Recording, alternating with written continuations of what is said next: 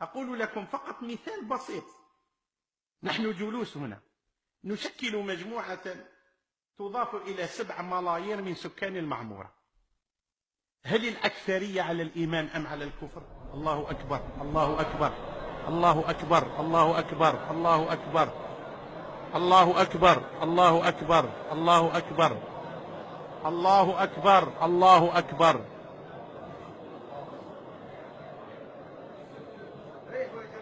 الله أكبر. اجلسوا يا جماعة، اجلسوا، اجلسوا بارك الله فيكم.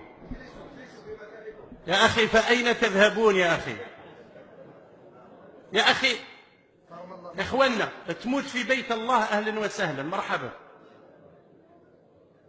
يا أخي يا أسعدها، يا أسعدها من لحظة نموت فيها في بيت الله عز وجل.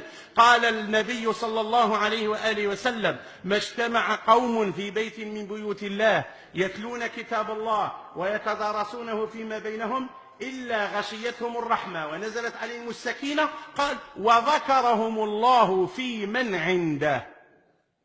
أنت يا أخي يذكرك الله الآن في من عنده.